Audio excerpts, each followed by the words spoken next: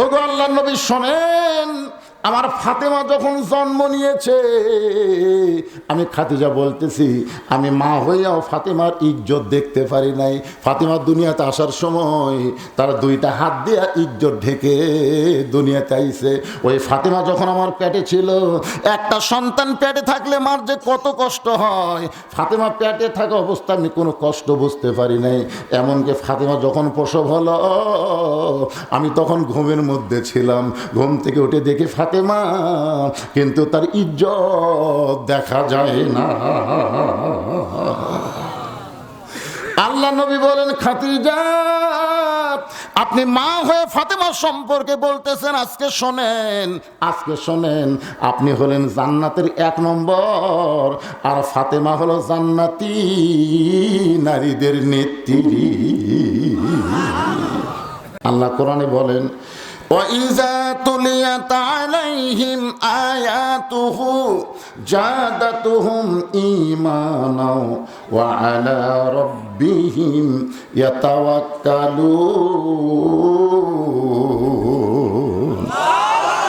এইবার হয়েছে, কারণ এই আয়াতের মধ্যে আল্লাহ বলতেছেন, কোরআনের আয়াত তেলাওয়াত শুনলে ঈমানটা আল্লাহ বাড়ায় দেয়, আর ঈমান বাড়ার লক্ষণ হলো আল্লাহু আকবার। আমি সমস্ত হুজুরের কাছে শুনেছি মরাটাই হলো বিপদ, যদি ঈমানের সাথে মৃত্যু না হয়। আল্লাহ কোরআনে বলেন, ওয়ালা তামুতুন্না ইল্লা ওয়া আনতুম মুসলিমুন। মুসলমান না হয়ে তোমরা কেউ মরিও না। এ কথা কার? আল্লাহ। গভীর রাত্রে আল্লাহ নবী ঘুম থেকে চেতন পাইছেন।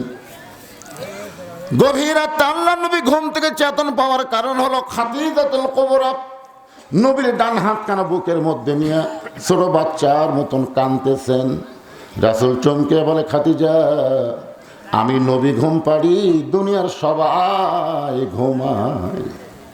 আমি নবীও ঘুম পাড়ি, দুনিয়ার সবাই ঘুমায়, আর আপনি কাঁদেন কেন? খাদিজা বলতেছে, ইয়া রাসূলুল্লাহ আমার বিশ্বাস একজন ঘুমায় না। আপনারা বলেন তো তিনি কে?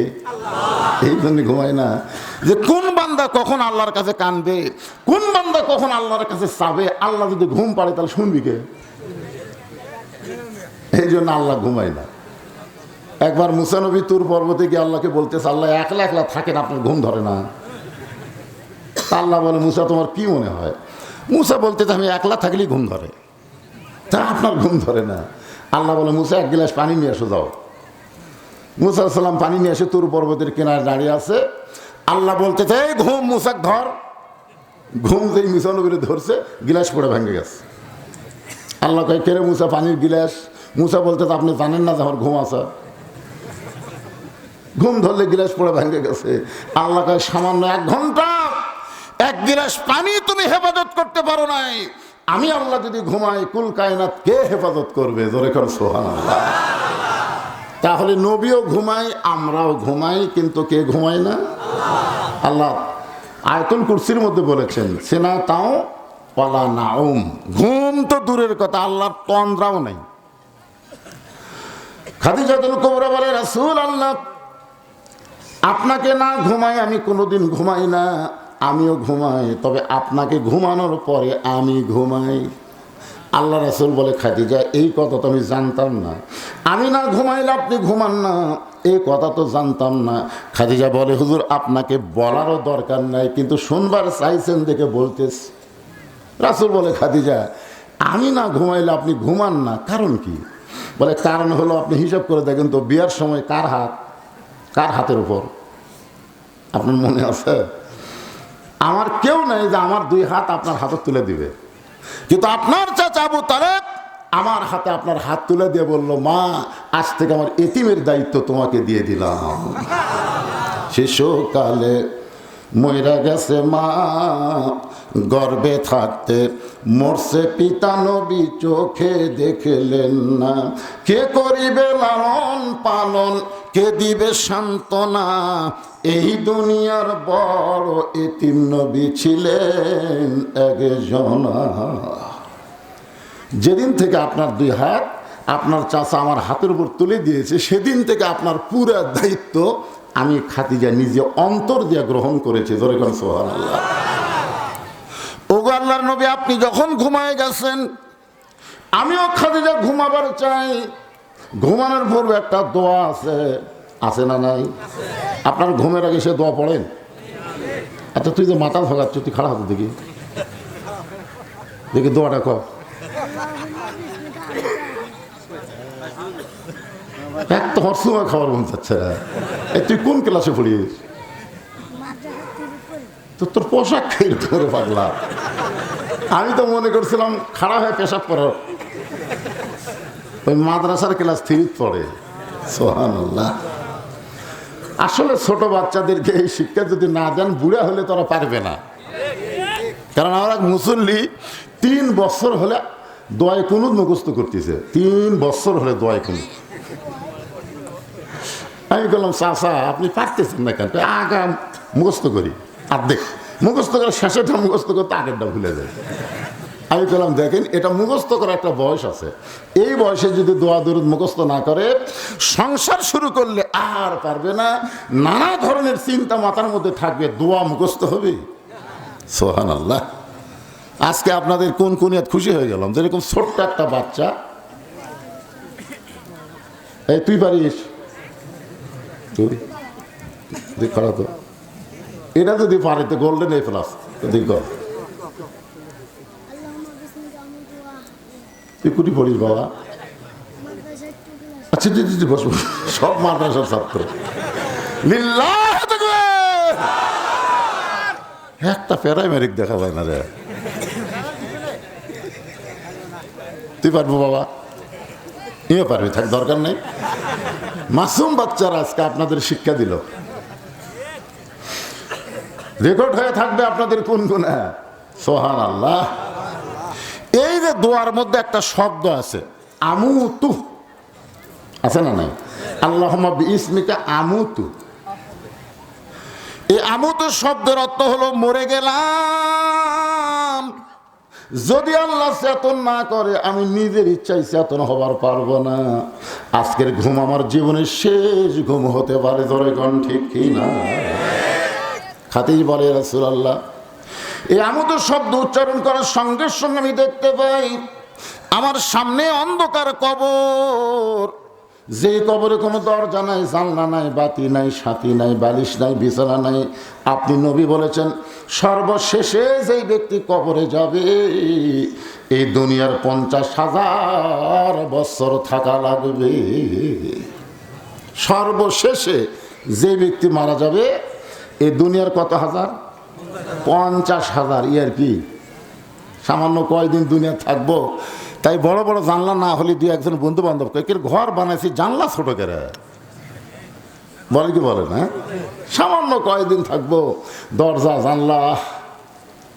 আর 50,000 বছর যে কবরে থাকা লাগবে, দরজা নাই, জানলা নাই, সাথী নাই, বাতি নাই, বিছনা নাই, বালিশ নাই। কিন্তু যেদিন ডাক পড়িবে কবর মাঝে যাইতে, জোগাড় কিছু করছো বন্ধু তার মাঝে বিছাইতে। সবাই বলেন ডানে কবর বামে কবর, আছে না নাই? ডানে কবর বামে কবর, নিচে কবর আছে যে, উপর দিকে চাইয়া দেখো বাঁশের ছাউনি দিছে কে। এমন আজাব দিবে রে ভাই, এমন আজাব দিবে রে ভাই, কবরের ওই মাটিতে গলা ফেটে রক্ত ঝরবে চিৎকারের ওই চোটেতে। খাদিজা বলতেছে রাসূলুল্লাহ, এই অন্ধকার কবর আমি কেমনে থাকবো, এই চিন্তায় আমার চোখের মধ্যে ঘুম নাই। ওগো নবী, যদি আমি আজকে মারা যাই। সঙ্গে সঙ্গে আল্লাহর নবী খাদিজার কপালে একটা চুমা খাইলেন। খাদিজার কপালে চুমাতে বললেন, খাদিজা ওই আল্লাহর শপথ করে বলতেছি, ঈমান গ্রহণ করার পরে আপনি আল্লাহর সঙ্গে যে সম্পর্ক গড়ে তুলেছেন, আল্লাহ আপনার কবরকে জান্নাত বানায়া দিবে। সবাই কিন্তু এখানে গুরুত্বপূর্ণ কথা খেয়াল করা লাগবে যে ঈমান গ্রহণ করার পরে আপনি আল্লাহর সঙ্গে যে সম্পর্ক গড়ে তুলেছেন, আল্লাহর সাথে সম্পর্ক করা যাবে ঈমানের আগে না পরে? ইমানের আগে কোনো সম্পর্ক আল্লাহর সাথে হবে না। আল্লাহ রাসূলের চাচা অত্যন্ত ভালো মানুষ ছিল, কিন্তু বেঈমান হওয়ার কারণে সে জাহান্নামে গেল। যে চাচা নবীকে লালন পালন করছে, আবু তালেব, সবচাইতে ভালো একটা বাদশা ছিল, নওশেরওয়ান, ন্যায়পরায়ণ বাদশা, কিন্তু বেঈমান হওয়ার কারণেও সে জাহান্নামী।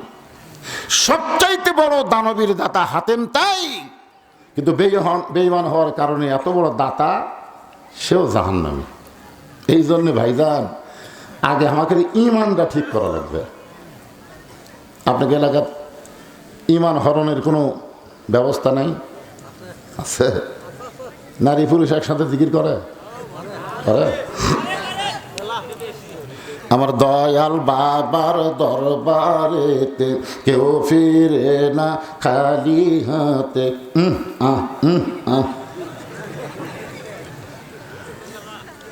এই জিকির আপনারা করবার পারবেন। সুর এটাই রাখবেন, সুর কিন্তু কম বেশি করা লাগবে না, এই সুর এই জিকির খালি সাইজ মতো মারতে লাগবে। আমার দয়ার আল্লাহর দরবারেতে কেউ ফিরে না খালি হাতে, আল্লাহ আল্লাহ আল্লাহ।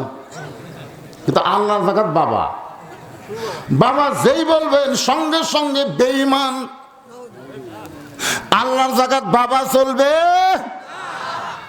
একটু মনোযোগ দিবেন। আল্লাহ রাসূল বলে, খাদিজা, ঈমান গ্রহণ করার পরে আপনি আল্লাহর সঙ্গে যে সম্পর্ক গড়ে তুলেছেন, আল্লাহ আপনার কবরকে জান্নাত বানায় দিবে। আর কোনো টেনশন আছে?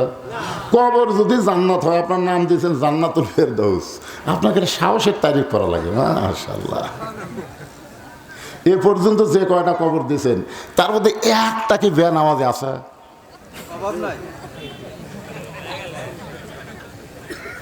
না না, যে কটা দিছেন, ছোট বাচ্চা আলাদা, ছোট বাচ্চার উপর তো এখনো নামাজ ফরজ হয়নি, সেই বাচ্চা মারা গেলে তার কথা আলাদা, কিন্তু যারা বয়সকালে মারা গেছে নামাজ পড়েনি, এইরকম কোনো বেনামাজিকে যদি কবর দেন, নামাজি আর বেনামাজি একই সাথে কবর, অবস্থা কি হবে? চিন্তায় পড়ে গেলেন? না না, আল্লাহ জানে না, আমাকে জানা লাগবে তো। মনে করেন, এই শোনেন, মনে করেন যে আমার খুব গরম লাগতেছে, বোঝানোর জন্য বলতেছি, আমার খুবই গরম লাগতেছে, তা আমার হেল্পার একটা পাকা এনে আমাকে ঘুরাচ্ছে, ওই নিয়ত করছে কাক বাতাস করবে, শুধু আমাকে বাতাস করবে, কিন্তু আমার পাশে যে দুইজন আছে এদের কিন্তু নিয়ত নাই, কিন্তু আমার কাছে থাকার কারণে এরাও বাতাস পাবে। জোরে কোন কথা ঠিক কিনা? এই জন্য আল্লাহ রাসূল বলেছেন, ভিন্ন ভিন্ন কবর না দিয়া একত্রে কবর দাও, জান্নাতের কবরের বাতাস জাহান্নামীকে আল্লাহ তার কবর আযাব কম করে দিবে। তাহলে একসঙ্গে কবর দেওয়ার মধ্যে লাভ আছে না নাই? তাই বলে ইচ্ছা করে বেনামাজি হবেন? তার উপরও ওয়াজ আছে, দেরি করেন। একটু মনোযোগ দিয়ে শুনবেন। আল্লাহ নবী বললেন, খাদিজা, আপনার কোনো টেনশন নাই, আপনি মরার সঙ্গে সঙ্গে আল্লাহ আপনার কবরকে জান্নাত বানায় দিবে। আপনারা সুবহানাল্লাহ করলেন, কিন্তু খাদিজা সুবহানাল্লাহ পায় না। নবীর হাতটা বুকের মধ্যে নিয়ে আরো জোরে কান্দে। রাসূল বলে, খাদিজা, আপনার কবর আল্লাহ জান্নাত বানায় দিবে। এরপর আমার হাতটা চাইপা ধরে আপনি কান্দেন কেন? খাদিজা বলে, রাসূলুল্লাহ, যদি আপনার কাছে কিছু চাই আপনি কি আমারে দিবেন না? আল্লাহ নবী 3 বার বললেন, নাউজুবিল্লাহ নাউজুবিল্লাহ নাউজুবিল্লাহ। কয়বার? খাদিজা বলতে যে, হুজুর আপনার কাছে কিছু চাই, এ কথা শুনি আপনি নাউজুবিল্লাহ বললেন কেন? আল্লাহ নবী বলেন, খাদিজা, ঈমান গ্রহণ করার পরে আল্লাহ ছাড়া অন্য কারোর কাছে চাওয়া যাবে না, এমনকি নবীর কাছেও কথা কয় না, যাবে? তাহলে গাউসুল আজমের কাছে চাওয়া যাবে? গাউসুল আজম, হাই বড় পীর আব্দুল কাদের জিলানির জিলানি, তোমার নামের কারণে আগুন হইয়া যায় পানি। নাউজুবিল্লাহ, জোরে কন। আব্দুল কাদের জিলানির বই পড়বেন, গুনিয়াত তালিবিন পড়বেন, তিনি কত আমল করে আল্লাহর ওলি হয়েছেন, কত আমল করে।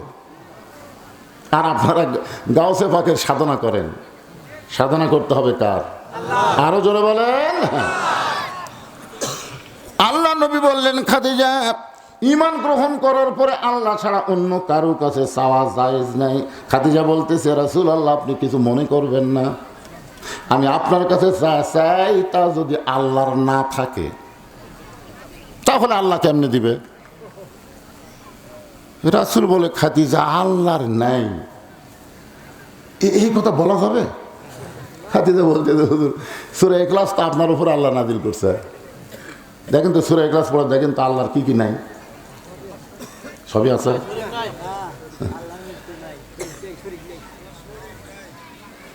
আল্লাহর ছেলে আছে, মেয়ে আছে, বউ আছে, শ্বশুর আছে, বাপ আছে, মা আছে, আল্লাহর কিছুই নেই। তারা সব কিছুর মালিককে। খাদিজা বললেন, রাসূলুল্লাহ আমি যা আপনার কাছে চাই যদি আল্লাহর না থাকে তাহলে আল্লাহ কেমনে দিবে? রাসূল বলে, খাদিজা আপনি আমার কাছে কি চান যেটা আল্লাহ দিবার পারবে না? খাদিজা বলে, হুজুর মনে করেন আপনার সাথে আমার বিয়া হয়নি, তাহাজ্জুদে নামাজ পড়ে আল্লাহ বলতেছে, আল্লাহ খাদিজার পেটে একটা বাচ্চা দাও, আপনি বলেন আল্লাহ দিবি? রাসূল বলতেছে, আল্লাহ দিবার পারবি কিন্তু দিবি না, কারণ একজনকে দিছিল স্বামী ছাড়া বাচ্চা, তার নাম হলো মরিয়ম। যেরকম তার নাম কি? জাকারিয়া নবীকে যখন হত্যা করার জন্য সবাই ধাবড়ান বোঝেন না, তাড়া করছে, জাকারিয়া চিল্লায় বলে, আল্লাহ কাম করলে তুমি আর পিটুন খাচ্ছি আমি। আল্লাহ বলে, জাকারিয়া সাক্ষী থাক, কিয়ামত পর্যন্ত স্বামী ছাড়া আর কোনো নারীর পেটে বাচ্চা আসবে না। যদিও কোনো নারীর পেটে বাচ্চা আসে বুঝবে ওটা অবৈধ। ওইটা কি? অবৈধ। ভোট পাইনি এমপি, দিনের ভোট রাতে করে এমপি আছে, ওই কি বৈধ না অবৈধ? বিয়া হয়নি পেটত বাচ্চা, ওই কি বৈধ না অবৈধ? অবৈধ বাচ্চা, অবৈধ এমপি, অবৈধ প্রধানমন্ত্রী। হায় হায়, একটু মনোযোগ দিয়ে শুনবেন। খাদিজা বলতেছে, ইয়া রাসূলুল্লাহ আমি আপনার কাছে তিনটা জিনিস চাই। রাসূল কান্দার বলে, খাদিজা গরিব ছিলাম বলে তুমি আমার কাছে কিছুই চাইলা না, বরং তোমার যত সম্পদ ছিল সব তুমি আল্লাহ দিয়া দিলে। তুমি তিনটা জিনিস কি চাও খাদিজা? বলে, এক নম্বর হলো ওই গাড়ি হীরার মধ্যে আপনি দীর্ঘ 3.5 বছর সাধনা করেছেন। তরিকতের লোক যারা আছে তাদেরকে আমি বলি, সাধনার কথা কিন্তু কোরআনে আছে। একটা গজল গাই, আপনারা একটু মনোযোগ দিয়ে শুনবেন। ডুব দিলে ডুবারু হবে, মনি মুক্তা খুঁজে পাবে, পুরা হইবে মনস্কাম, বাম স্তনের 2 আঙ্গুল নিচে তোমার কলব সাগরের মোকাম। আলা ইন্না জাসাদিন ফি মুজগাতান ইদা সালুহাত সালুহাল জাসাদু কুল্লুহু ওয়া ইদা ফাসাদাত ফাসাদাল জাসাদু কুল্লুহু আলা ওয়াহিয়াল কলব। প্রত্যেকটা মানুষের দেহে এক টুকরা গোস্ত আছে, এই গোস্তের টুকরা যদি ভালো হয় মানুষটা ভালো হবে, আর গোস্তের টুকরা যদি নষ্ট হয়ে যায় মানুষটা খারাপ হবে। এই গোস্তের টুকরার নাম কি? কলব। কে ভাই পিছনে যারা দাঁড়া আছেন বসেন, ভাই বসেন, বসেন, আল্লাহর রাস্তে বসেন, লাভ হবে, লস হবে না। আরবিতে বলা হয় কল্প, আর বাংলাতে কি বলে আমরা? বাংলাতে হাট না, ইংরেজিতে হাট। বাংলাতে আমরা সাধারণত মন বলি। একটা গান মনের ওপর নাই, 80 তোলায় সের যদি হয় 40 সারে মন, মনে মনে মিল না হলে মিলবে না ওজন। আমার কথা আর আপনাদের মন যদি অ্যাডজাস্ট না হয় ওয়াজ কি বুঝতে পারবেন? আপনারা কি মনোযোগ দিয়ে শুনবেন? কিন্তু মমতাজ একটা মারাত্মক কাজ মারছে। মমতাজ, মনে যদি পচন ধরে গন্ধ কিরে পাওয়া যায়, চোখে তারে যায় না দেখা, ওষুধ দিবা কোন জায়গায়। আজকে সে আপনাদের পচন মন, খারাপ মনকে ভালো করার ওষুধ আছে না নাই? দরকার আছে না নাই? ইন্নামাল মুমিনুনা আল্লাযীনা ইযা যুকিরাল্লাহু ওয়াজিলাত কুলুবুহুম ওয়া ইযা তুলিয়াত আলাইহিম আয়াতুহু জাদাতুহুম ঈমানা ওয়া আলা রাব্বিহিম ইয়াতাওয়াক্কালুন।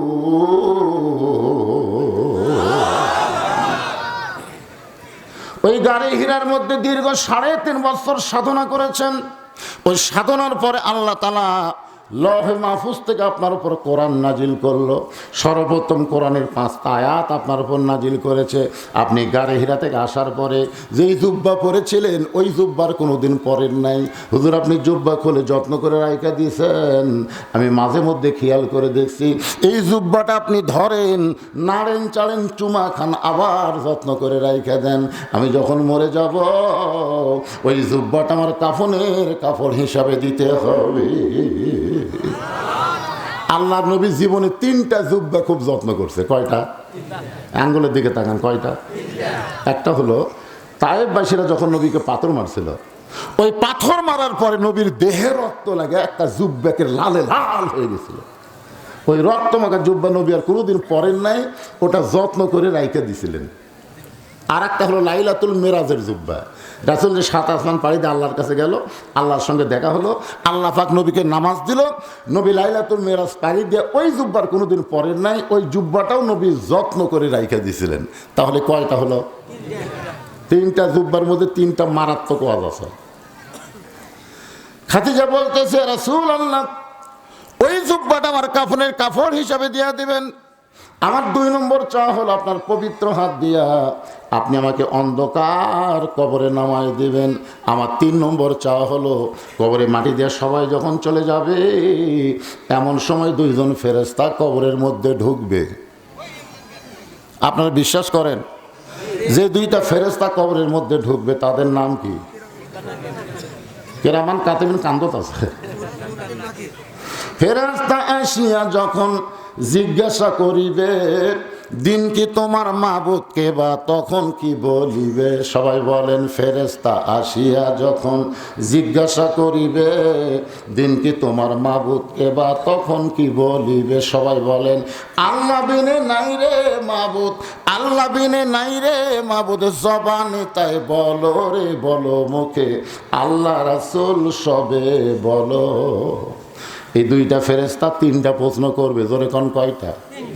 খাদিজা বলে রাসূলুল্লাহ ওই 3টা প্রশ্নের উত্তর দিতে আমি বড় ভয় পাই। আমার পক্ষ থেকে আপনাকে উত্তর দেওয়া লাগবে। যদি আপনি রাজি হন তাহলে কবর নিয়ে আর আমার কোনো চিন্তা নাই। রাসূল সঙ্গে সঙ্গে খাদিজার কপালে আর একটা চুমা দিয়ে বললেন খাদিজা ওই আল্লাহর শপথ করে বলতেছি আমার আগে যদি আপনার মৃত্যু হয় তাহলে আপনার 3টা চাওয়াই আমি পুরা করব ইনশাআল্লাহ। আপনারা বলেন তো এইখানে রাসূল কি বললেন? আমার আগে যদি আপনার মৃত্যু হয়। তাহলে বোঝা গেল কে কখন মরবে এটা আল্লাহর নবীও, কিন্তু এরা 41 সাল পর্যন্ত বান্দা দিছিল 41 সাল। আল্লাহকে 41 লাগবি না, 24 সালের 5 তারিখেই তোরকে খবর থাকবি না। তোর এখন কথা ঠিক কি না? আয় আয় কি মোশন রে, মাজা খাড়া হওয়ার পরে না ওই তেজো দেশা কয় খেলা হবি খেলা হবি। আল্লাহ কয় সবচাইতে বড় খেলা জানে কে? আরো জোরে জোরসে বলুন। তুইজ্জু মান তাশা ওয়া তুযিল্লু মান তাশা বিয়াদিকাল খায়র ইন্নাকা আলা কুল্লি শাইইন কাদির। বিশ্বাস করেন যে আয়াতে কারিমা তেলাওয়াত করলাম? বিশ্বাস করেন আপনারা? মাশাআল্লাহ। কি আওয়ামী লীগ কে, বিএনপি কে, জামাত কে, পীর মুরিদি এগুলা হচ্ছে বাহিরের কথা। ভিতরের কথা হলো আমরা মুসলমান এক দল, আমাদের কোনো দলাদলি নাই, আমরা হলাম আল্লাহর। জোরে বলেন কথা ঠিক কি না? আপনারা বলেন তো এই গোরস্থানে এক দলের লোক সত্যি তো দল কোন পর্যন্ত? আজান দেওয়ার আগে আছে দল, আওয়ামী লীগ, বিএনপি, জাতীয় পার্টি, জামাত। কিন্তু মসজিদের মধ্যে তখন ঢুকবি কোন দল? আমাকে দল হলো আমরা 4 ভাই, আমরা 4 ভাই। আমার বড় ভাই আওয়ামী লীগ করে, প্রাইমারি হেডমাস্টার, ওই একেবারে কড়া আওয়ামী লীগ। আমার ছোট 2 ভাই 2 জনই বিএনপি। আর আমি তো বুঝতেছেন কোন দল। তো আমরা 4 ভাই এক বিছনায় খাচ্ছি। তার বড় ভাই আমাকে তিরস্কার করে বলতে হুজুর, তখন আমি ডাইরেক্ট ওয়াজ করতাম না, এখন যেরকম ডাইরেক্ট অ্যাঙ্গেলের দিন শেষ ডাইরেক্ট করে বাংলাদেশ। জোরে কোন কথা ঠিক? আমাকে হুজুর তুই যে অ্যাঙ্গেলে ওয়াজ করতেছিস অতি সত্তর তো পুলিশ ধরবি রে। এই কথা সে আমার বড় ভাই কইছে, আমার থালিতে একটা মাছের মাথা ছিল, ভাই দিয়ে দিলাম। তো ভাই বলতেছে, কে রে, তোর বিরুদ্ধে কথা বললাম আর তুই মাছের মাথা দিলি। আমি বললাম, ভাই আমার পুলিশ ধরার চিন্তা করতেছেন, কিন্তু আমি চিন্তা করতেছি আপনাকে আজরাইল ধরবি। যেই কথা আজরাইল ধরবি ওই খাওয়া বন্ধ করছে। হ্যাঁ হ্যাঁ হ্যাঁ, তাই তো রে, তাই তো রে। আমি বললাম, পুলিশ ধরার চিন্তা বাদ দেন, আজরাইল ধরার চিন্তা করেন। যখন কথা ঠিক কিনা? যারা প্রকৃত মুসলমান হবে তারা যে কোনো মুহূর্তে আজরাইলের কাছে ধরা পড়বে। যখন ঠিক। কয় তারিখ? না না না, আজরাইল হাতে ধরা পড়বেন কয় তারিখে? তো জানা না থাকলে তো গুরুত্ব বেশি। জানা নাই বারে কয় তারিখ, জানা নাই বারে। একটু মনোযোগ দিয়ে শুনবেন। আল্লাহ রাসূল বলেন, খাদিজা আমার আগে যদি আপনার মৃত্যু হয় তাহলে আপনার 3টা চাওয়াই আমি পুরা করব ইনশাআল্লাহ। মা খাদিজা দুনিয়া থেকে বিদায় নিলেন। বিদায় নেওয়ার পর আল্লাহ নবী তাকায় দেখে খাদিজার পেট থেকে আল্লাহ তার নবীকে 4টা মেয়ে দিয়েছিলেন। খাদিজার পেট থেকে আল্লাহ নবীকে 4টা মেয়ে দিয়েছিলেন। একটা মেয়ের নাম হলো কুলসুমা, একটা মেয়ের নাম হলো জয়নাব, একটা মেয়ের নাম হলো রোকেয়া, আর একটা মেয়ের নাম হলো ফাতেমা। সব ছোট মেয়ের নাম হলো ফাতেমা। খুব খেয়াল করবে। নবী তাকায় দেখে 3টা মেয়ে কাঁদতেছে, কিন্তু কান্দার সাইজ নাই, মানে হাউমাউ করে কান্দিচ্ছে। আমার মা মইরা গেছে রে, কোথায় গেলে মা পাবো বলে দাও না আল্লাহ রে, হে আমার মা মইরা গেছে রে। নবী তাকায় দেখে ফাতেমা কাঁদতেছে, কিন্তু কান্দার কোনো শব্দ নাই। চোখ দিয়ে দর দর করে পানি পড়তেছে, কিন্তু কান্নার কোনো শব্দ নাই। আর 3জন কাঁদতেছে। আমাকে বাংলাদেশে মেয়েরা কান্দে না বাপ বলে? আমি নিজের চোখে দেখছি। আমার বাবা মইরা গেছে রে, মরার আগে খাট দিবার চাছিল, সেই খাট আমাকে দিবে কে, এই আমার বাবা মইরা গেছে রে। বড় ভাই যা বলতেছে, কান্দিস না, আব্বা যে খাট দেবার চাইছিল সেই খাট আমি দেবো রে, কান্দিস না। খাট পাশে সঙ্গে সঙ্গে শয়তান বলতেছে, খাট যখন পাইলি, কিন্তু খাটের উপর তোষক ল্যাপকে দিবে। ও তখন আবার বলতেছে, বড় ভাই খাট দিবার চাইল, এখন তোষক বালু দিবে কে, হে আমার বাবা মইরা গেছে। আর এক ভাষা বলতেছে, ল্যাপ তোষক আমি দেবো, কান্দিস না। তখন সাইডে যা বলতেছে, মানুষ বুড়া হলে তো মরবি। আমি মা বোনদের জন্য বলতেছি, মা বিনয় কি করে কান্দা ইসলামী সম্পূর্ণ হারাম। আল্লাহর নবী হলেন আমাদের শরীয়ত। জোরে কোন কথা ঠিক কিনা? মা তাকুমুর রাসূলু ফাখুযুহু ওয়া মা নাহাকুম আনহু ফান্তাহু। নবী তো জানে না যে খাদিজা মরলে মেয়েরা কেমনে কানবে। একটার মধ্যে নবী দেখলেন শরীয়ত, আর 3টা হলো মারেফত। 4টা মেয়ের মধ্যে নবী একজনের নাম ধরে বললেন, ফাতেমা। ও ফাতেমা, তুমি একটু মেহেরবানি করে ঘরে আসো। নবীর ছোট মেয়ে ফাতেমা যখন ঘরের ভিতরে, রাসূল বললেন, ফাতেমা তোমার মা দুনিয়া থেকে বিদায় নেওয়ার সময় আমাকে 2টা ওসিয়ত করেছে, মা এই ওসিয়ত তো পালন করা লাগবে। ফাতেমা বলতেছে, বাবা কি ব্যাপারে ওসিয়ত করেছে? আল্লাহ রাসূল বললেন, তোমার মা ওসিয়ত করেছে ফাতেমা যেন আমাকে গোসল করাইয়া দেয়, অন্য কোনো মেয়ে যেন ফাতেমার সঙ্গে সঙ্গী না হয়, শুধু ফাতেমা একা একা আমারে গোসল করাইয়া দিবে। তোমার মা ওসিয়ত করেছে ফাতেমা যেন আমাকে কাফনের কাপড় পরাইয়া দেয়, অন্য কোনো মেয়ে ফাতেমার যেন সঙ্গী না হয়। ফাতেমা বলতেছে, বাবা আমার আরো 3 বোন, এদেরকে বাদ দিয়ে যদি তুমি একলা একলা মারে গোসল করাই দিই, তাহলে ওরা 3জন মন খারাপ করবে। আমি যদি একা একা মাকে কাফনের কাপড় পরাই দিই, ওরা 3জন তো মন খারাপ করবে। রাসূল বললেন, ওসিয়ত পালন করা হলো ওয়াজিব। কে মন খারাপ করলো, কে কি হলো, এইটা ইসলাম দেখবে না। ওসিয়ত করেছে তোমার মা, এইটা পালন করা হলো ওয়াজিব। ফাতেমা বলতেছে, বাবা আমার মধ্যে মা এমন কি আমল দেখছে, যা আমল দেখার কারণে অন্য 3 বোনকে বাদ দিয়ে শুধু আমার ব্যাপার ওসিয়ত করলো? অবশ্য একটা কারণ আছে না নাই? আল্লাহ রাসূল বলেন, ফাতেমা কারণটা হলো মারাত্মক। একদিন রাতে তোমার মা আমাকে বলতেছে, যে কোনো সময় আমার মৃত্যু হবে, তা আমি মরে গেলে আমার খবর কি? আল্লাহ রাসূল বলেন, খাদিজা, এই দুনিয়াতে 10 জন পুরুষকে আল্লাহ জান্নাতের সার্টিফিকেট দিছে এবং 10 জন নারীকেও আল্লাহ জান্নাতের সার্টিফিকেট দিছে। 10 জন পুরুষ আপনারা তো সবাই জানেন না? 1 নম্বর আবু বকর, 2 নম্বর ওমর, 3 নম্বর ওসমান, 4 নম্বর আলী, 5 নম্বর আব্দুর রহমান ইবনে আউফ, 6 নম্বর জুবাইর, 7 নম্বর তালহা, 8 নম্বর সাদ ইবনে আবি ওয়াক্কাস, 9 নম্বর হলো আবু সাইদ, আর 10 নম্বর হলো ওবাদা ইবনুল জাররাহ। এই 10 জন সাহাবী হলেন আশারে মুবাশশারা। এই দুনিয়াতেই তারা জান্নাতের সার্টিফিকেট পাইছে। ইমাম মালিক বলেছেন, এই 10টা সাহাবীর নাম যারা অনবরত মুখস্থ রাখতে পারবে, মৃত্যুর সময় ওই 10 জন সাহাবী রুহানি তাওয়াজ্জু আল্লাহ তার প্রতি নাজিল করে তার জবানে ঈমানের কলেমা জারি করে দিবে। খালি সুবহানাল্লাহ করলে হবে না তো, এই 10টার নাম মুখস্থ থাকা লাগবে। আছে কারু? আজ থেকে আপনাকে মসজিদের ইমামকে বলবেন 10 জনের নাম লিখে দেয়, মুখস্থ রাখবেন। ইনশাল্লাহ চেষ্টা করবেন। ভালো মানুষ সবচাইতে ভালো, দুনিয়াতেই জান্নাতের সার্টিফিকেট পাওয়া মানুষ। কি বলতে বুঝতেছেন? আল্লাহ রাসূল বলেন, খাদিজা 10 জন নারীকেও আল্লাহ জান্নাতের সার্টিফিকেট দান করেছে। রাসূল বলেন, খাদিজা নারীদের মধ্যে 1 নম্বর হলো খাদিজাতুল কুবরা, পুরুষের মধ্যে 1 নম্বর হলো আবু বকর, আর নারীদের মধ্যে 1 নম্বর হলো খাদিজা। সঙ্গে সঙ্গে খাদিজা মুচকে মুচকে হাসতেছে, কান্না বাদ দিয়ে হাসি শুরু।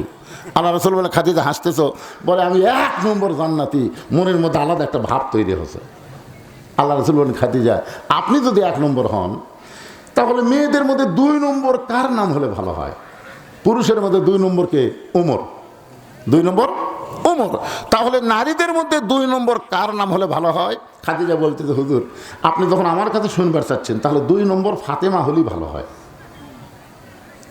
আল্লাহ রাসূল চমকে গিয়ে বললেন যে, আল্লাহ আপনাকে 4টা মেয়ে দিছে, আপনি অন্য 3 মেয়ের নাম না কইয়া ফাতেমার নাম কেন বলতেছেন? খাদিজা বলে, হুজুর আপনি বাপ তো, আপনি বুঝবেন না।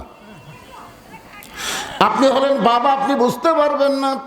কারণ বাবায় আনন্দে মাতিয়া সাগরে ভাসাইয়া সেই যে চইলা যায়, খবর লয় না মাজন ধরিয়া উদরে, কত কষ্ট করে 10 মাস পরে পায় প্রসবের বেদনা, এমন দরদি ভবে কেউ হবে না আমার মা গো।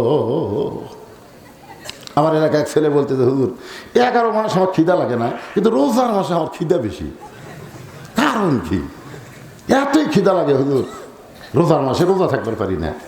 আমি বললাম, তোমার মা বেঁচে আছে? আছে হুজুর। তো মা দেখো, যা। মা কিভাবে জান? আর যাস না কেন? ওই মায়ের কাছে গিয়ে বলতেছে, মা 11 মাস আমার খিদা কম, রমজান মাসে আমার খিদা বেশি কেন? মা তখন বলতেছে, এই সর্বনাশ করছে তোর দাদি। তুই রমজান মাসে আমার পেটে আসিলি, তোর দাদি জোর করে আমাকে রোজা থাকবার দেয়নি, আমি রোজা থাকলে নাকি তুই পেটের মধ্যে শুকা দেবো। তোরে তাজা রাখার জন্য আমি রোজা রাখিনি, আমার কাছে পেটের মধ্যে তোর খাওয়া শুরু হচ্ছে। রমজান মাসে যে খাবার শুরু করছে, মায়ের পেট বের হয়ে আর না খেয়ে থাকা পারে? এই জন্য খ্রিস্টান নেপোলিয়ন বলেছে, দুনিয়াতে ভালো বাপের দরকার নাই, ভালো একটা সন্তান যদি চাও, ভালো একটা মায়ের দরকার। তোর কোনো কথা ঠিক কি না? এই যে সন্তানগুলো আমার সামনে বসে আছে, এরা হলো ভালো মায়ের সন্তান। এরা খোঁজলে দেখেন, এরকে মা ভালো। আরো যে যারা রাস্তা ঘুরতেছে দেখেন, খোঁজলে দেখেন, ওই একটারও মা ভালো নাই। ওই যখন মায়ের পেটে আসছিল, মা পেটত গোটা পাড়া ঘুরিছে, ওই পেটের মধ্যেই ঘোরণি ব্যারাম পাচ্ছে। ধরে কোন কথা ঠিক না?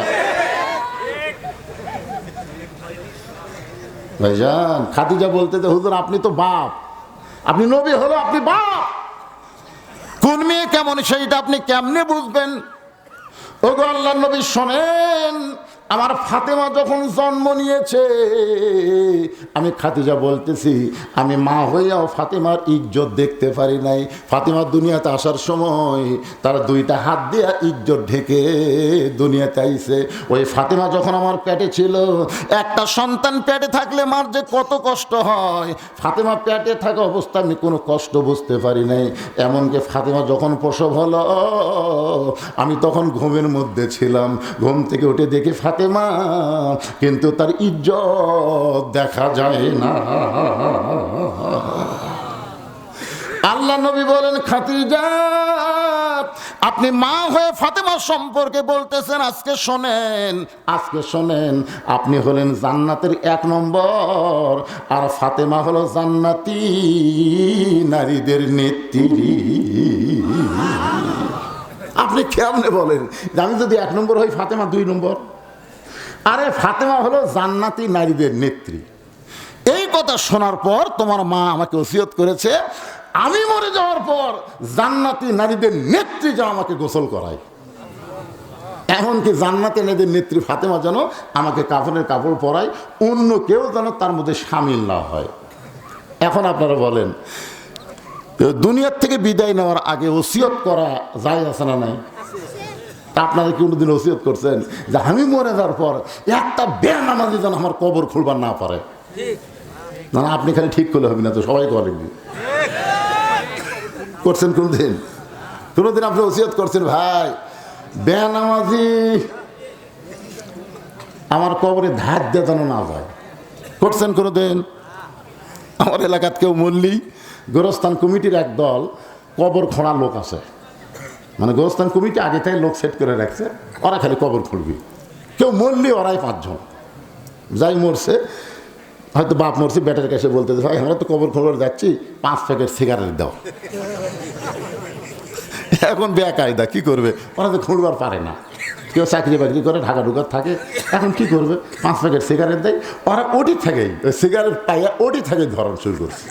টানতে টানতে গোরস্থান মধ্যে যায়, একজন দাগ দিচ্ছে সিগারেট ধরে, একজন কোদাল মারতেছে ওর মুখত সিগারেট, একজন মাটি ফুটতেছে উঁয়ে সিগারেট, যাই সমান করতেছে উঁয়ে সিগারেট টানতেছে, যাই দেখা দিচ্ছে ভাই ওর থেকে গামলা তোল, ওর থেকে গামলা, উঁয়ে সিগারেট।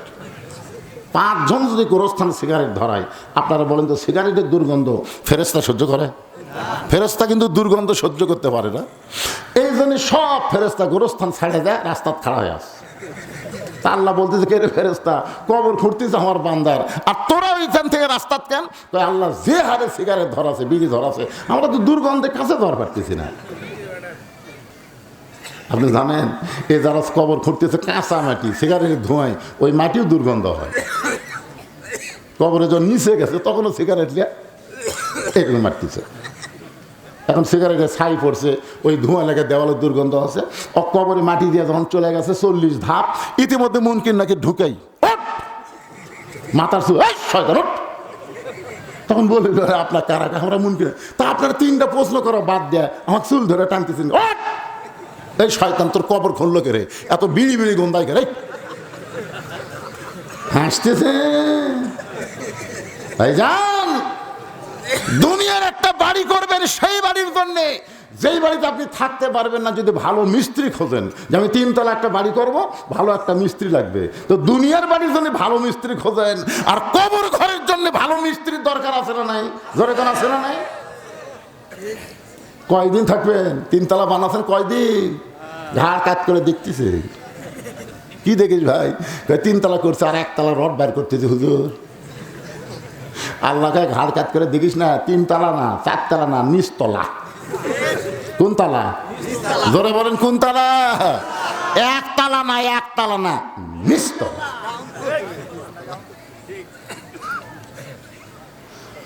মনের মধ্যে কষ্ট নেবেন না, একটু মনোযোগ দিয়ে শুনবেন। আপনার মহল্লার মধ্যে নামাজ পড়ে সামনে কাতারে এমন 5 জন মুসল্লিকে আপনি বলবেন, ভাই তোমাদের জন্য আমি 50,000 টাকা বাজেট করছি। তো বলে, ভাই কি জন্যে? বলে, আমি মরার পরে তোমরা আমার কবর খুলবে, যদি আমার আগে তোমরা মরো মাফ, কিন্তু আমি যদি আগে মরি তোমরা ওয়াদা দাও মসজিদের মধ্যে আমার কবর তোমরাই খুলবে, কারণ তোমরা সামনে কাতারে মুসল্লি, আমার মন চায় তোমরা কবর খুললে আল্লাহ আমার কবর আযাব মাফ করবে। মসজিদের মুয়াজ্জিনকে যে 20,000 টাকা দিয়ে বলতেছেন, ভাই আপনি আমাকে গোসল করাই দিবেন, আপনি আমাকে গোসল করাই দিবেন, আপনি মসজিদের মুয়াজ্জিন। আল্লাহ নবী মাঝে মধ্যে বেলালকে বলতো, বেলাল রে, রে বেলাল। বেলালকে, হুজুর আপনি যেভাবে ডাকেন আমার ভয়ও লাগে আবার আনন্দও লাগে। বেলাল রে, রে বেলাল। হুজুর কি চললে? ডাকার কারণ হলো তোর মাথা আমার উপরে যাবি রে। বেলাল কয়, এটা একটা কথা হলো, আপনি হলেন ইমাম, আমি হলাম মুয়াজ্জিন। আল্লাহ রাসূল বলে, শোনো বেলাল, হাসরের ময়দান সব মাথার উপরে মুয়াজ্জিনের মাথা থাকবে, শুধু মাথার উপরে থাকবে না, আল্লাহ একটা নূরের টুপি পরায় দিবে, যে টুপির আলো পূর্ণিমার চাঁদের মতন জ্বলতে থাকবে। আপনার গ্রামের সবচাইতে জান্নাতি মানুষ হলো মসজিদের মুয়াজ্জিন। ওই মুয়াজ্জিন আপনাকে গোসল করায় দিবে। আপনার ছেলে মেয়েদের, আপনার ছেলের মধ্যে বংশ পরিবারের মধ্যে যদি কোনো আলেম না থাকে, তাহলে ইমাম সাহেবকে আপনি হাদিয়া দিবেন, আমি মরে গেলে আপনি আমার জানাজা করবেন, এরকম ওসিয়ত করার দরকার আছে না নাই? জোরে বলেন আছে না নাই? রাসূল বলেন, ফাতেমা তোমার মাকে তুমি গোসল করায় দাও। এবার নবীর মেয়ে ফাতেমা খাদিজাতুল কুবরা মাকে গোসল করায় দিল। গোসল করানোর পরে আল্লাহ নবীর কাছে এসে বলতেছে, বাবা, ও বাবা, আমার মাকে তো গোসল করায় দিলাম, এখন মাকে কাফনের কাপড় পরাতে হবে, কাফনের কাপড় দাও। আল্লাহ নবীর সঙ্গে সঙ্গে ওই জুব্বাখানা বের করে ফাতেমার হাতে দিয়ে বলতেছেন, মা এই জুব্বাটা তোমার মাকে পরায় দাও। ফাতেমা বলতেছে, বাবা, মা দুনিয়া থেকে বিদায় নেওয়ার সঙ্গে সঙ্গে কি আপনি মাকে ভুলে গেলেন? ও বাবা, আমি মায়ের মুখে গল্প শুনেছি, আমার মা হলো পৃথিবীর সবচাইতে ধনবতী রমণী, আর আপনি হলেন আমার মায়ের বাড়ির রাখা। মক্কার দোকানে কি নতুন কোনো কাপড় নাই যে নতুন কাপড় বাদ দিয়ে একটা পুরানা জুব্বা দিচ্ছেন আমার মাকে কাফনের কাপড় বানানোর জন্য? আমি মায়ের কাছে গল্প শুনেছি, আমার মা বলেছে, ফাতেমা তুমি কি আমার বিয়ার খবর জানো? ফাতেমা বলতেছে, মা আপনার যখন বিয়া হয়েছিল তখন কোথায় ছিলেন? খাদিজা কয়, তোর তো জন্মই হয়নি রে। আচ্ছা, খাদিজা কি ভুল করছে? এই প্রশ্নটা করছে যে তুমি কি আমার বিয়ার খবর জানো? আপনি কোরআন শরীফ পড়েন, দেখেন আল্লাহ বলতেছেন, আলাম তারা কাইফা ফাআলা রাব্বুকা বিআসহাবিল ফিল। ওগো নবী, আপনি কি হস্তি বাহিনীকে দেখছেন? তো নবী বলতেছে, আল্লাহ হস্তি বাহিনী যখন মক্কাতে আইছিল তখন আমি কোথায় ছিলাম? তা আল্লাহ কয়, আপনার তো তাহলে জন্মই হয়নি। তো জন্মই যদি না হয় তাহলে দেখবো কেমনে? আপনার বলেন তো, আল্লাহ এত বড় জ্ঞানী, জ্ঞানী হওয়ার পরও কি ভুল করছেন? এর মধ্যে কি আছে? অবশ্যই রহস্য আছে। ফাতেমা মায়ের হাত ধরে বললেন, মা আপনার বিয়ের খবর আমি জানি না, কিন্তু আজকে জানতে চাই। খাদিজা বললেন, তাহলে শোনো, তোমার বাবা আমার বাড়িতে রাখালি করত। যেই বলছে রাখাল, ফাতেমা বলতেছে, মা খবরদার, আমার বাবাকে আপনি রাখাল বলবেন না, কারণ মেয়েরা সবচাইতে বাবাকে বেশি ভালোবাসে। আপনাদের তো মেয়ে নাই, বুঝবেন কেমনে? যার মেয়ে আছে সে বুঝতেছে। আমাকে আল্লাহ 3টা মেয়ে দিছে, কোনো ছেড়ে দেয়নি। আমার মেয়েরা যখন টাকা পয়সা লাগে আমার ঘরের মধ্যে এসে ঘোরে। তাই বললাম, মা তোমাদের মনে হয় কিছু দরকার? তো মেয়েরা বলতেছে, আব্বু যদি আপনি জানেন। তখন 300 টাকা দিই, ওরা 300 টাকা নিয়ে লড়ে না। আমি বললাম, মা টাকা কি আরও লাগবে? যদি আপনি দেন তা আরও 100 টাকা করে দিই। দেওয়ার পরে তখন ঘর থাকে, কি মা 200 করে দিলাম, খবর কি? সেটা আপনার বিবেচনা। তখন আর 100 করে দিই, ওরা হাসতে হাসতে চলে যায়। আমার বড় ভাইকে বললাম, ভাই আমার তো আল্লাহ ছেলে দেয়নি রে, 3টা মেয়ে দিছে, এরা এইভাবে টাকা চাই, তো তোর ছেলের খবর কি? আর বড় ভাই বলতেছে, শালার লাগবে 106,000। বলতেছে, শালার লাগবে 106,000। যাদের মেয়ে নাই তারা দুনিয়ার শান্তি বুঝতে পারতেছে না। মেয়েগুলো হচ্ছে আল্লাহর রহমত। জোরে কোন কথা ঠিক কিনা? বাগান একটু মনোযোগ দিয়ে শুনবেন। ফাতেমা বলতেছে, মা খবরদার, আমার বাবাকে রাখাল বলবেন না। খাদিজা বলতেছে, রাখাল যদি না শুনিস তাহলে বিয়ার খবর কেমনে শুনবি? ও ফাতেমা, আমার হাজার হাজার উট দুম্বা মাঠে ময়দানে, কিন্তু রাখালগুলো সব দুপুরবেলা ঘরের মধ্যে আরাম করতেছে।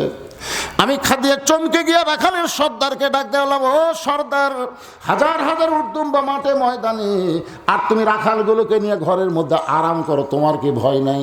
রাখালের সর্দার বলে, মালকিন, ভাগ্যগুণে আমরা এমন একটা রাখাল পেয়েছি, যে রাখাল চাকরিতে জয়েন করার পর আপনার হাজার হাজার উট দুম্বা সব ভদ্র হয়ে গেছে।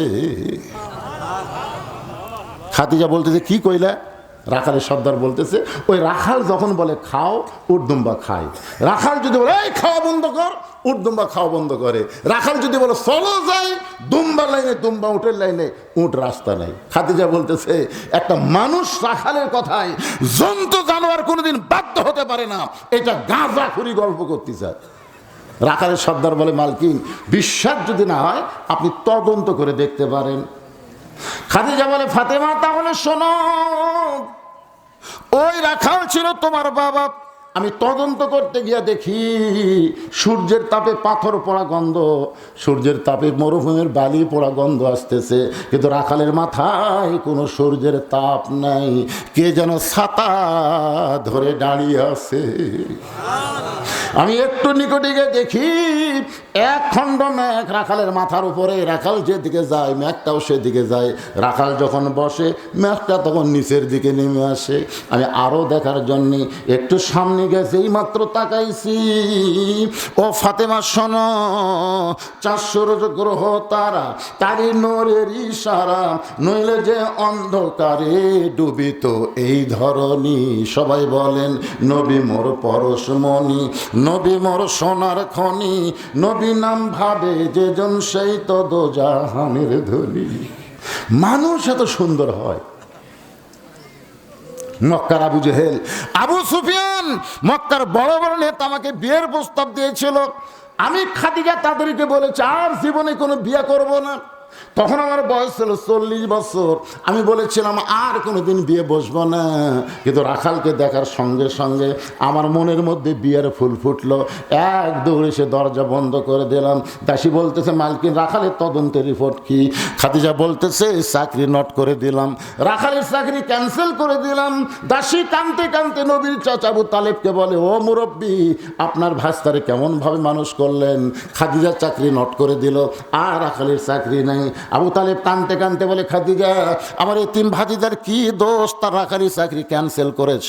খাদিজা বলে, চাকরি ক্যান্সেল করা অর্থ হলো আপনার রাখাল এতিম ভাতিজাকে আমি স্বামী হিসাবে গ্রহণ করতে চাই।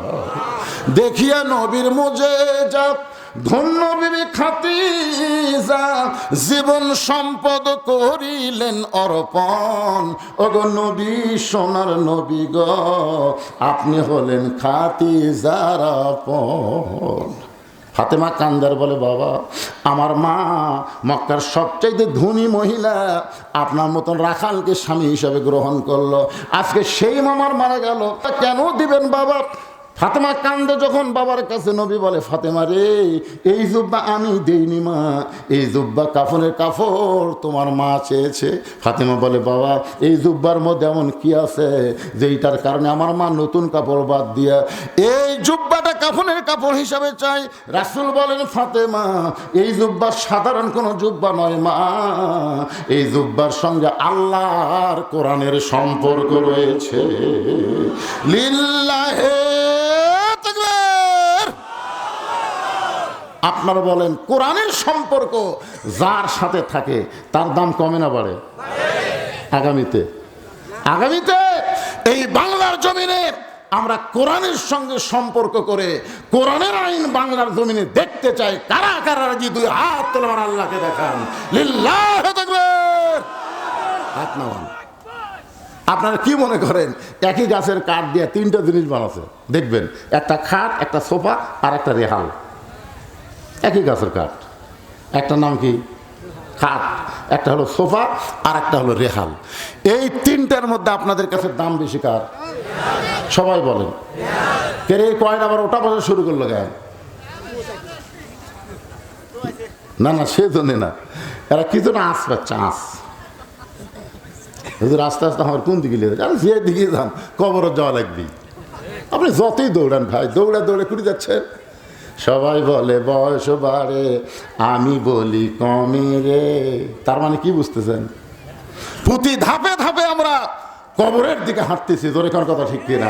আপনি বাজারে যাচ্ছেন, আপনি শহরে যাচ্ছেন না, আপনার হায়াতকে অতিক্রম করে আপনি কবরের দিকে হাঁটতেছেন। জোরে কোন কথা ঠিক কিনা? কোথায় যাচ্ছেন? বাড়ি যাচ্ছেন? যা যা। বাড়ি যাওয়ার আগেই আমি নওগাঁ করে নিয়ামতপুরে একটা মাহফিল করতেছিলাম, ছাত্রা। আমি যখন মাহফিলের শেষের দিকে একটু আদায়ের কথা বলবো, আদায়, তখন দেখে এক ছেলে এমন করে মোটরসাইকেল চালু করলো, বুঝলেন, বাটক বাটক করে উঠলো। আমি বললাম, কেন কোথায় যায়? হুজুরে আদায়ের কথা শুনে বাড়ির দিকে যাচ্ছে।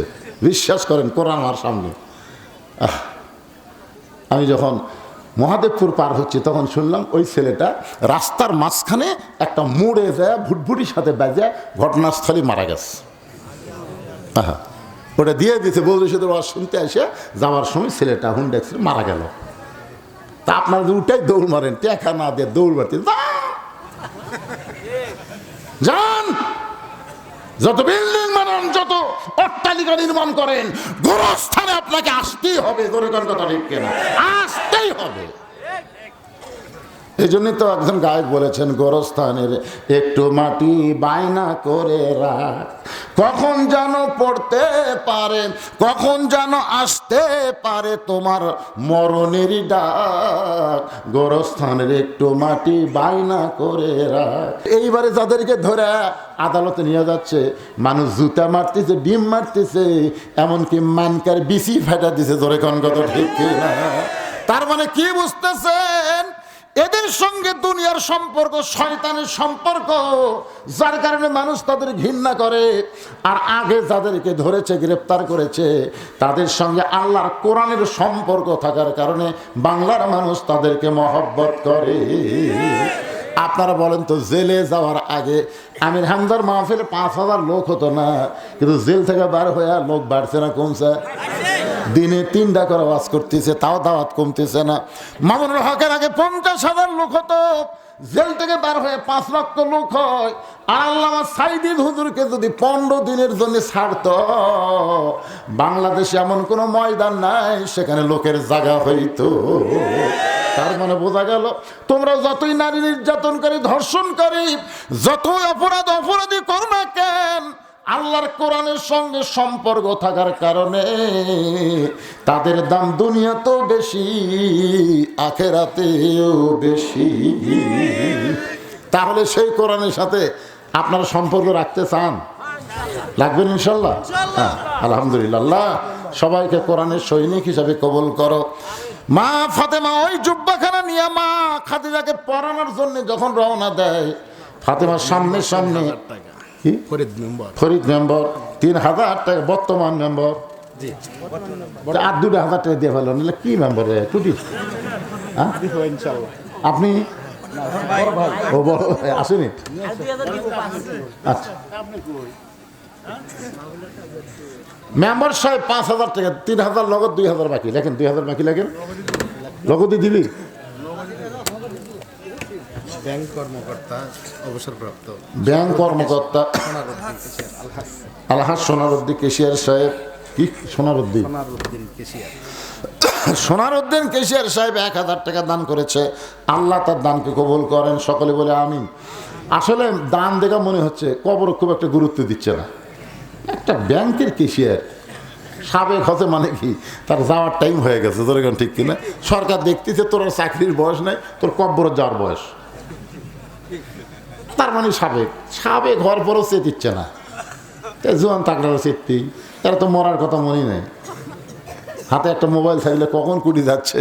হায় হায়, উপায় নাই রে, উপায় নাই রে, উপায় নাই, মরা ছাড়া বাঁচার কোনো উপায় নাই। আপনারা বলেন তো, মরা ছাড়া বাঁচার কোনো উপায় নাই। তার মানে কি?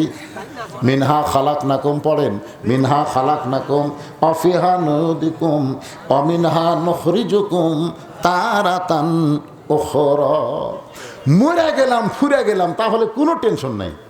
মরে গেছি, ফুরে গেছি, কিন্তু মরে যাই ফুরে যাইনি ভাই, ওরে বাবা রে, যা শুরু হবে কবরের ঘরে, সেখান থেকে আবার উঠানো হবে।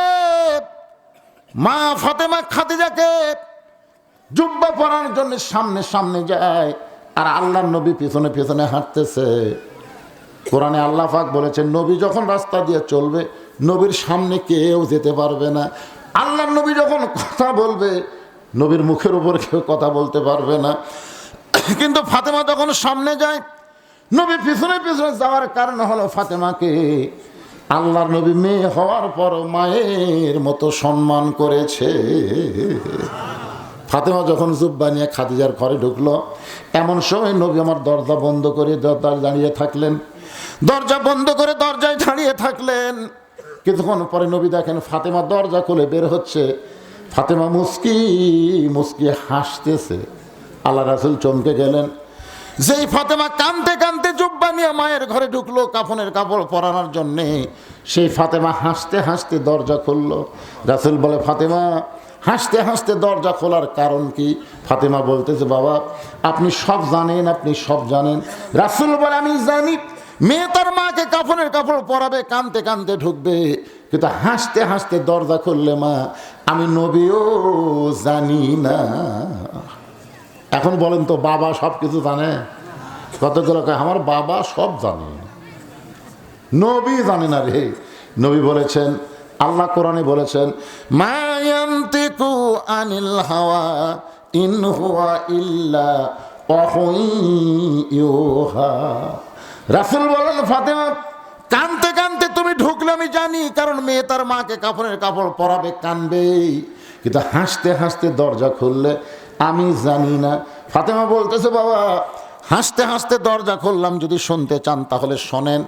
আপনার জুব্বা যখন আমার মাকে পরাবার গেছি, আমার মাকে যখন পরাবার গেছি, এমন সময় দেখি নজর করে, এমন সময় নজর করে দেখতে পাই, এই নজর মানে দুই চোখের দেখা না, এই নজর হলো ইয়ানজুরু বিনুরিল্লাহ। বলতে রহমাননগর আমার এক বন্ধুর বাসা আছে, আমাকে মাঝে মধ্যে দাওয়াত দেয় যে ভাইজান আমার বাসাতে একদিন আসবেন। তা আমি একদিন বাসার যাই, দেখি সেই গেট, আর বাসার গেট দেখাই তো আমার আত্মা চমকে উঠছে। হায় হায় রে, মনে সোনা দিয়ে বানাছে। তো ওখানে তো সালাম কালাম দিয়ে কাম হবি না। রাসূল বলেছেন, কোনো বন্ধু বান্ধব আপনজনের বাড়িতে বা কোনো মানুষের বাড়িতে গেলে সালাম দিও, আসসালামু আলাইকুম ইয়া আহলাল বাইত। কিন্তু আমি যতই সালাম দিয়ে কাম হচ্ছে না, মানে এমন জায়গাতে লুকে আছে, মানে আছে সালাম উদ্দুর যাচ্ছেই না। জি লাল মেয়ে 1000 টাকা দান করছে, আল্লাহ কবুল করেন। তো এখন কিছুক্ষণ পরে একজন বললো, হতো কলিং বেলে চাপ দেন। চাপ দিলাম, আমি বাইর হলো। বাইর হয়ে আমাকে বলতেছে, দোস্ত আইসো, চলো বাসাত যাও, বাসাত আসো। আমি বললাম, ভাই এটা আপনারই বাড়ি? যেই বলছি আমি বলতেছে, দোস্ত বাসাত যাও, বাসাত আসো। আমি বললাম, ভাই এটা আপনারই বাড়ি? উনি তখন আমার দিকে লাল চোখ করে তাকাচ্ছে। কি তাকাচ্ছেন? 2.5 কোটি টাকা খরচ করলাম, তাও বাড়ি? আসলে আপনি মওলানা মানুষ, মূর্খ আছেন। আরে গ্রামের হলো বাড়ি রে, আর শহরের হলো বাসা, এটা বাসা। তখন আমি বললাম, ভাই তাহলে আব্দুল আলী মনে হয় একটা ভুল গান গাছে। তো বলতেছে, আব্দুল আলী আমার কি গান গাছে? তখন আমার দোস্তের সামনে একটা গান গাইলাম, এপারে তোর বসত বাড়ি, ওই পারে তোর বাসা, এপারে তোর বসত বাড়ি, ওই পারে তোর বাসা, ভবদরিয়ায় পাড়ি দিতে, ভবদরিয়ায় পাড়ি দিতে কেমনি করলি আশারে, এ পাহাড়ে তোর বসত বাড়ি, ওই পারে তোর বাসা। আব্দুল আলিম কি ভুল করছে? এই পারে হলো তোমার বসত বাড়ি, আর জান্নাত হলো তোমার বাসা। ধরে কোন কথা ঠিক কিনা? কারণ বসত বাড়ি মানুষ বেশি দিন থাকে না, বসত করে কিন্তু থাকে না। আপনার বলেন তো, দুনিয়ার বাড়িতে আমরা থাকতে পারবো? এই জন্য এটা কি বাড়ি? বসত বাড়ি। আর বাসা মানে কি? চিরস্থায়ী। তো ভাইজান এটা তোমার বাড়ি। হুজুর এটা তো গান করলেন, সেই হিসাবে তো বাসার কল হয় না। তখন আমি বললাম, তাহলে একটা গজল শোনো। এপারে তোর বাড়ি ঘর, একদিন হইয়া যাবে পর, যাইতে হবে অন্ধকার কবর, মিশে মায়াই বন্দি থাইকা, মিশে মায়াই বন্দি থাইকা করলাম কত খেলা, পশ্চিমে তাকায়া দেখো তোমার ডুইবা গেছে বেলা, এক পলকের নাই ভরসা, মিশে সকল আশা, কখন বুঝি দারুণ ঝড়ে ভাঙবে তোমার বাসা। ফাতেমা বলে, বাবা নজর করে দেখতে পাই আমার মায়ের শরীরে আল্লাহ জান্নাতের পোশাক পরায়া দিছে।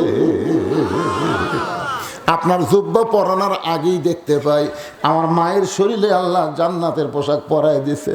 কিন্তু আপনার কাছে মা যখন জুব্বা চাইছে, এই কারণে জুব্বাটা আমার দেহের সঙ্গে আমি পাশায় দিছি। বাবা, আমার মাকে পরান লাগে নাই, কারণ মায়ের পরনে আল্লাহ জান্নাতের পোশাক পরাইয়া দিছে।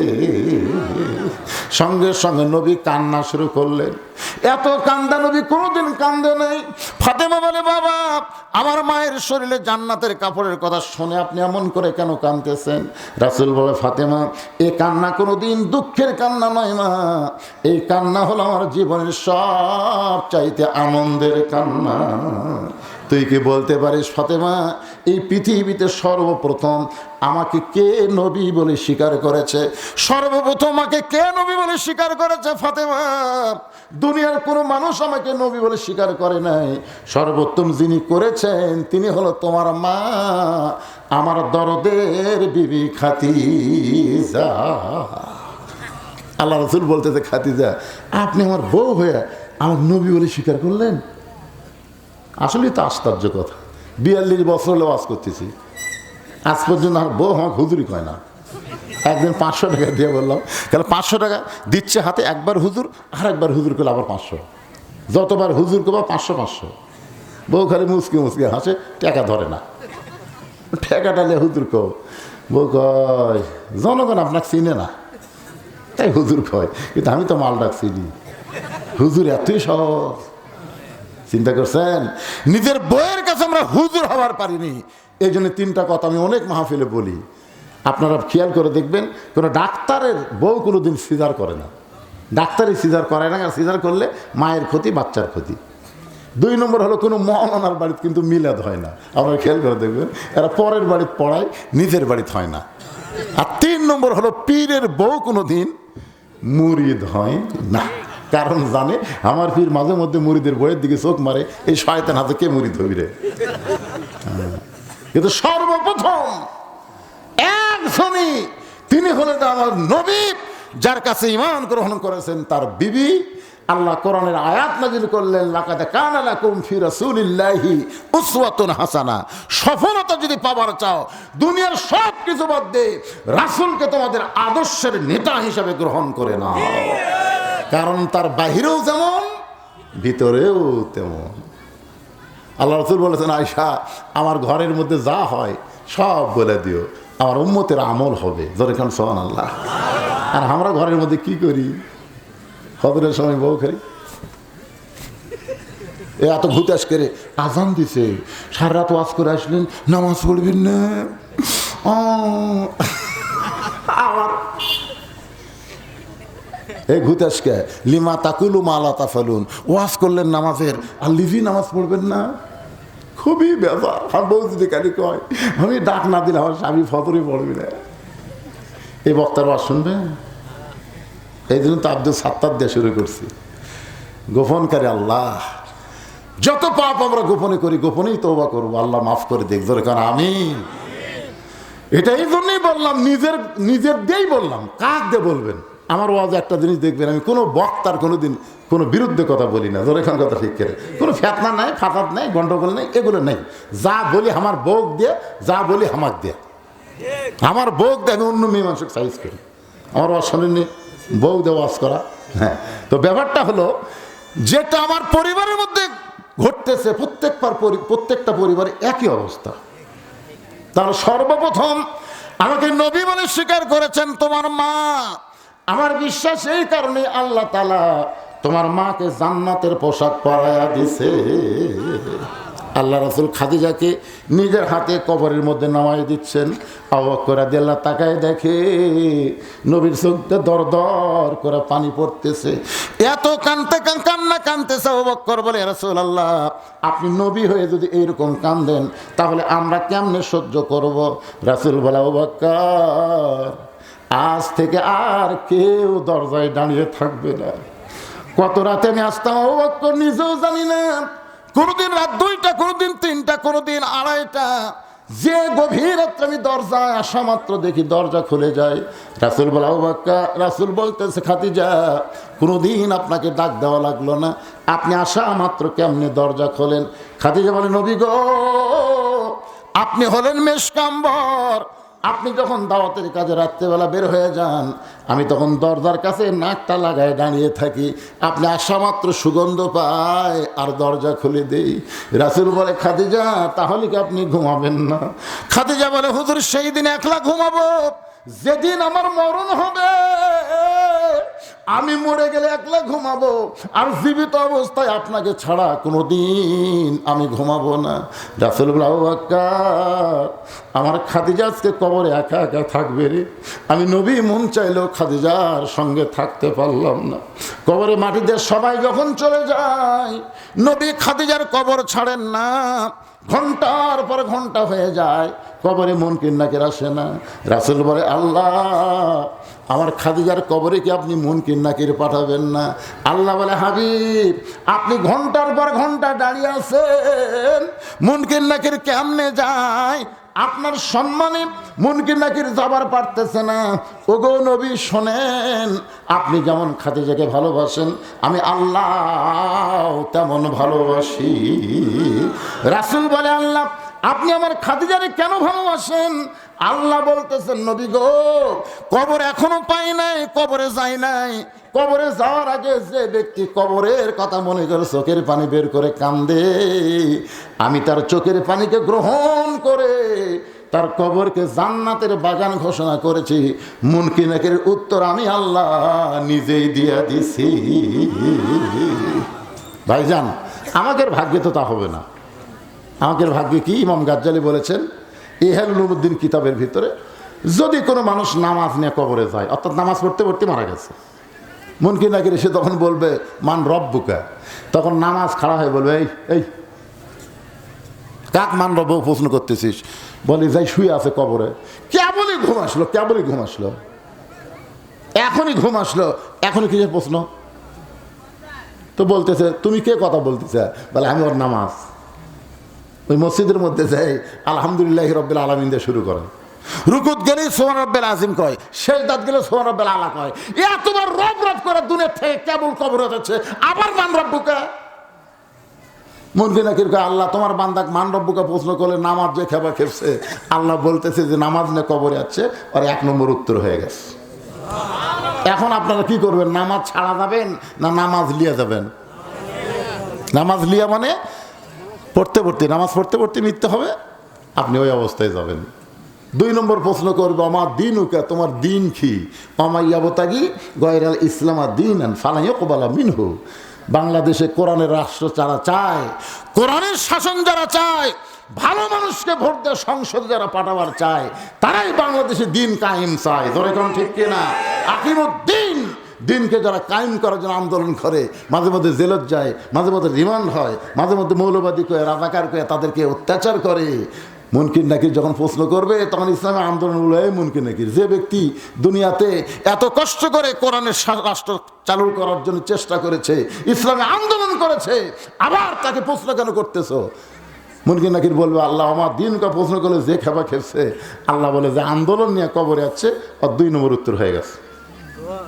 এবার প্রশ্ন করবে 3 নম্বর, অমান নাবিউকা, নবী দূর থেকে বলবে, এই মুনকির নাকির, এই কাক নবী সম্পর্কে প্রশ্ন করতেছিস? ওর সোপার দিকে তাকে দেখতো, ও আমার শূন্য দাড়ি নিয়ে কবরে যাচ্ছে।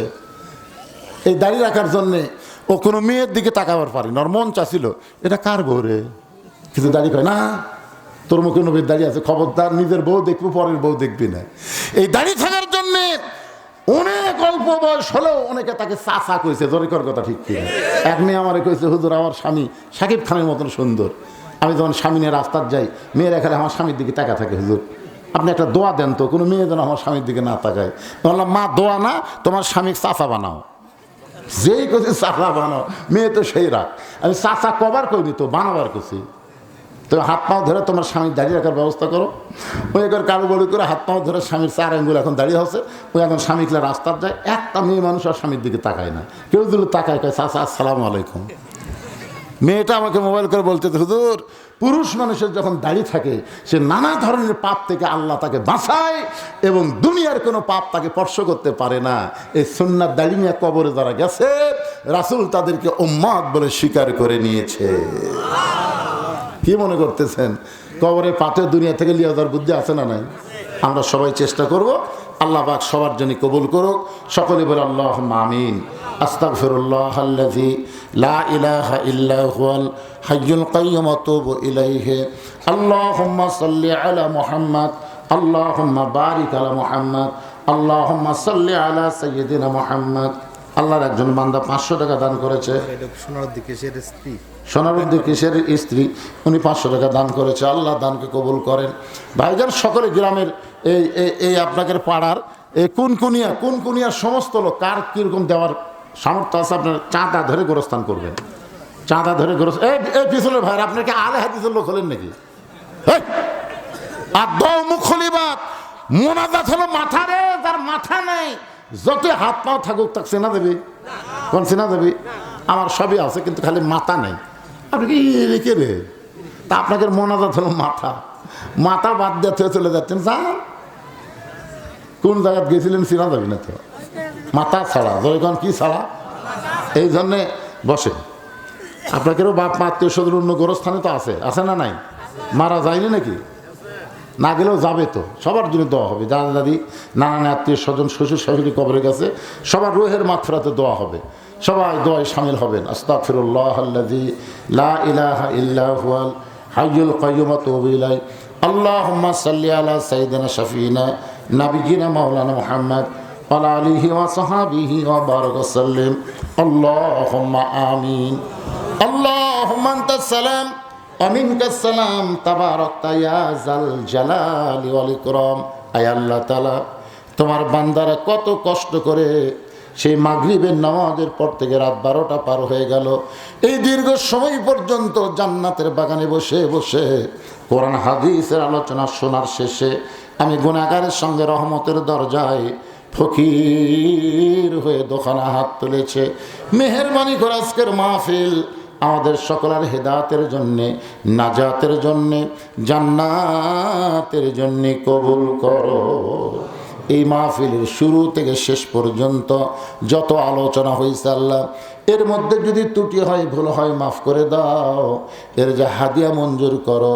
সোনার মদিনায় নবী পাকের রওজা মুবারক আল্লাহ কবুল করো। তামাম আম্বিয়ায়ে কেরাম, আসহাবে কেরাম, তাবেঈনে কেরাম, তাবা তাবেঈনে কেরাম, আউলিয়ায়ে কেরাম, পীর মাশায়েখ, বুজুর্গানে কেরাম, তামাম পৃথিবীর মাটির নিচে যত মুমিন মুনাশা আছে আল্লাহ সকলে আরওয়াহ পরে হাদিয়া কবুল করো। আল্লাহ খাস করে কুনকুনিয়া জান্নাতুল ফেরদাউস গোরস্থানে যারা শায়িত আছে আল্লাহ, এদের মধ্যে এমন একজন বাবা আল্লাহ আগস্টে তার সন্তানকে হারাইছে। মাবুদ, ভালো সন্তানকে পুড়ে ফেলেছে ওরা, কলিজার মধ্যে কত কষ্ট। আল্লাহ কবরস্থানে যারা আছে সকল কবরকে জান্নাত হিসাবে কবুল করে না। আমরা যারা হাত তুলেছি আমাদের জনম দুঃখী মা যাদের কবরে গেছে, ছোট্ট একটা শব্দ হলো মা। এই নামের মধ্যে কি মধু আছে যাদের মা নাই তারাই বুঝতেছে। এই দরদের মা যাদের কবরে গেছে আল্লাহ মেহেরবানি করে মায়ের কবরকে জান্নাতের টুকরা কবুল করো। বাবার বাড়ি ঘর সবই আছে, আমি সহ আমরা অনেকেই বাবা হারে এতিম হয়ে গেছে আল্লাহ মেহেরবানি করে বাবার কবরটাকে জান্নাতের টুকরা বানিয়ে দাও। আমাদের দাদা দাদি নানা নানি আত্মীয় স্বজন শ্বশুর শাশুড়ি যাদের কবরে গেছে আল্লাহ কবরবাসীদের মাফ করে দাও আল্লাহ। গোরস্থানে উন্নয়ন করবে মাহফিল। আজকে নগদে বাকিতে যারা দান করেছে হাজার হাজার টাকাও দিছে, আবার 10টা টাকাও যারা গামছার মধ্যে দান করেছে, আমার মা বোনেরাও দান করেছে আল্লাহ সবগুলো দান জান্নাতের বিনিময়ে কবুল করে নাও আল্লাহ। 2-4 দিন পরে 14 শতক জায়গা এই গোরস্থানের জন্য দলিল হবে। আগে 21 শতক আবার 14 শতক, আস্তে আস্তে গোরস্থানের পরিধি বাড়ায় দিও। সবাইকে মৃত্যুর কথা মনে করে এই গোরস্থানের কথা অন্তরে বেশি বেশি খেয়াল রেখা তৌফিক দিয়া দিও আল্লাহ। মরি যখন কেউ বাঁচব না দুনিয়ায়, সবাইকে যাইতে হবে। যেদিন আমাদের মৃত্যু হবে দিনটা যেন জুমার দিন হয়, মাসটা যেন রমজান মাস হয়। ইমানের সাথে ইজ্জতের সাথে দুনিয়া থেকে বিদায় নেওয়ার তৌফিক দিও। গোরস্থান কমিটির সভাপতি, সহসভাপতি, সেক্রেটারি, কেশিয়ার, আল্লাহ আজকের মাহফিলের সভাপতি, সহসভাপতি, আল্লাহ আজকের মাহফিলের প্রধান অতিথি, বিশেষ অতিথি, আল্লাহ সকলকে তুমি কবুল করো। কে কোন নিয়তে হাত তুলেছে আল্লাহ সকলের নেক নিয়ত নেক আশাকে তুমি কবুল করো। আল্লাহ আমি অসুস্থ অবস্থায় হাত তুলেছি আল্লাহ, আমার মতো যারা অসুস্থ আছে, আমার এক ভাইজান তার বাবার হাত ভেঙে গেছে, আল্লাহ তাকে পুরোপুরি সুস্থ করো। আমাকে